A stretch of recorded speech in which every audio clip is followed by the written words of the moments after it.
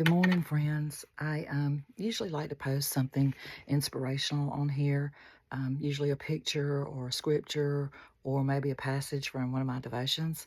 But this one's really long. And sometimes those take a long time if you got to type it out. Even if I do the speak to text, you still have to go back and correct it.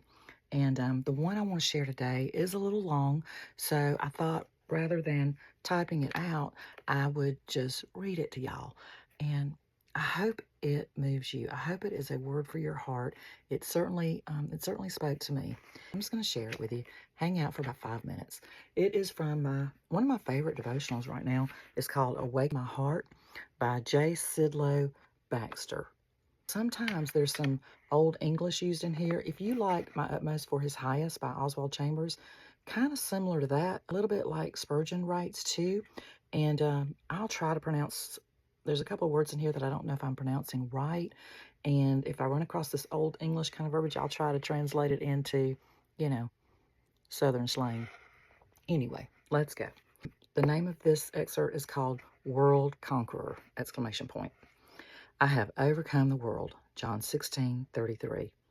At a cursory glance, this claim might seem strangely out of keeping with the meek and lowly Jesus. We can more easily imagine it the loud boast of a Caesar or the proud presumption of a Hitler. Who is this Jesus who speaks so? It's a Galilean in peasant garb.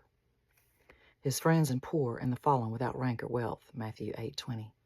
He is about to be charged with sedition. He's about to be mocked by the brutal soldiery and then put away by the most shameful form of public execution. Yet never did anyone speak more truly than Jesus when he said, I have overcome the world. He spoke not after the manner of flesh, but of victory over a moral and a spiritual world of evil. When you and I see through the external to the internal and the spiritual, we recognize Jesus as the greatest conqueror in history.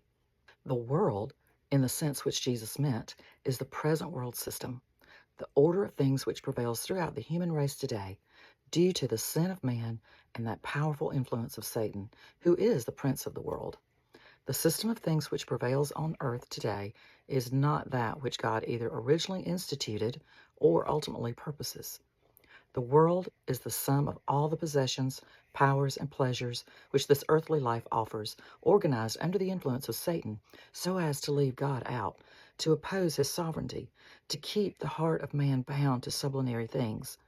Satan has usurped a temporarily permitted power over men and has organized the world of mankind upon the principles of force, greed, selfishness, ambition, pleasure. He has organized it so as to push God out and to keep man's minds chained to the mundane things. The present world system has been truly said is outwardly imposing and powerful, religious, scientific, cultured, elegant, but seething with national and commercial rivalries and ambitions. So far as our individual attitude is concerned, the world is anything that shuts God out. If we would know whether a thing is of the world or not, we only need ask, does it shut God out? To us as individuals, the world is that present consistency of things which surrounds us with its customs, fashions, maxims, rules, modes, manners, and forces. There's much of good everywhere around us, but the world system itself is the outward visible expression of an invisible and controlling evil. This is the world, in the morally evil sense, through which Satan seduces souls away from God.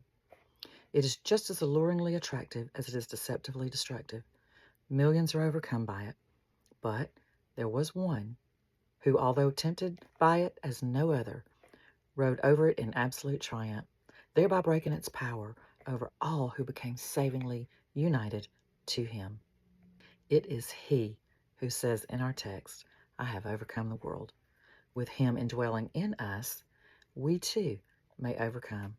For greater is he that is in you than he that is in this world. 1 John 4:4. Our history books have told us that Alexander the Great overcame the world and then sat down and wept because there were no more worlds to conquer. Wrong.